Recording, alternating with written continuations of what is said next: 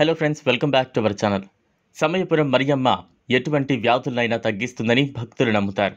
అందువల్లే మనలో ఏ శరీర భాగానికి వ్యాధి సోకి ఉంటుందో ఆ శరీర భాగాన్ని పోలిన వెండి లేదా స్టీల్తో తయారు చేసిన శరీర భాగాలను అమ్మవారికి ముడుపుగా చెల్లిస్తారు. దీంతో ఎటువంటి వ్యాధైనా ఇట్టే నయమవుతుందని భక్తులు నమ్ముతారు. ఈ ఆచారం తరతరాలుగా ఆనవాయితీగా వస్తోంది. ఈమెను మహాకాళి లేదా దుర్గాదేవి ప్రతిరూపంగా కొలుస్తారు. ఈ విగ్రహాన్ని ఇసుక, బంకమట్టిని వినియోగించి రూపొందించారు. అందువల్లే ఇక్కడి ప్రధాన దేవతకు అభిషేకం ఉండదు. ఇక ఈ దేవతకు సంబంధించిన మరిన్ని వివరాలు మీకోసం. తమిళనాడులోని తిరుచిరాపల్లికి సమీపంలో ఉన్న సమయపురంలో సమయపురం మరియమ్మ దేవాలయం ఉంది. ఈమెను మహాకాళి లేదా దుర్గాదేవి ప్రతిరూపంగా కొలుస్తారు.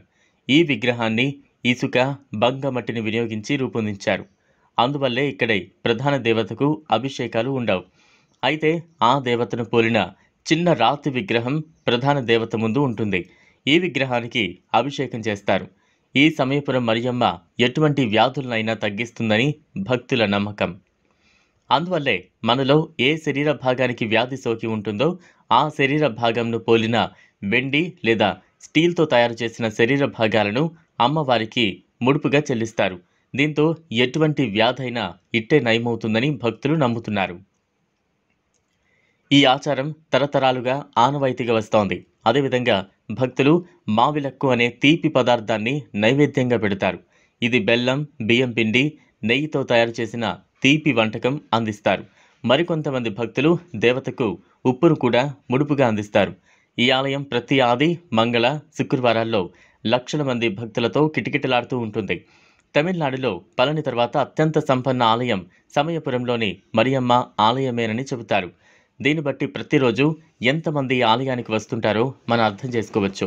ఈ ఆలయానికి సంబంధించిన చరిత్ర అస్పష్టంగా ఉంది. అయితే ప్రస్తుతం లభిస్తున్న ఆధారాలను అనుసరించి ప్రస్తుత సమయపురం మరియమ్మ ఆలయాన్ని విజయరాయ చక్రవర్తి క్రీస్తు శకం 18వ శతాబ్దంలో నిర్మించినట్లు చెబుతారు. అయితే అంతకు కొన్ని శతాబ్దాల ముందే అమ్మవారి విగ్రహం ఇక్కడ ఉందని స్థానికులు దానిని పూజించేవారని తెలుస్తోంది.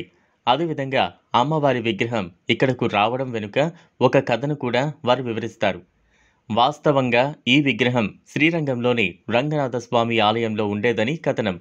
అయితే ఆ ఆలయ పూజారికి తరచుగా ఏదో ఒక వ్యాధి వచ్చేది. ఇందుకు ఈ విగ్రహమే ప్రధాన కారణమని భావించి ఆ దేవాలయం నుంచి తొలగించాల్సిందిగా సూచించారు. సమయపురం మరియమ్మ దేవాలయంతో పాటు ఇక్కడ జరిగే ప్రత్యేక పూజలు తమిళనాడు సంస్కృతి సంప్రదాయాలకు చిహ్నాలని చరిత్రకారులు చెబుతారు. విదేశాల్లో కూడా ఈ దేవాలయానికి భక్తులు ఉన్నారు. కాగా శ్రీలంక, ఫిజీ వంటి దేశాల్లో సమయపురం మరియమ్మ పేరుతో దేవాలయాలు కూడా నిర్మిస్తూ ఉన్నారు. చూసారు కదా ఫ్రెండ్స్, ఇది వాళ్ళ వీడియో. ఈ వీడియో కనుక మీకు నచ్చినట్లయితే లైక్ చేయండి, షేర్ చేయండి, ఛానల్ని సబ్స్క్రైబ్ చేసుకోండి. Thanks for watching.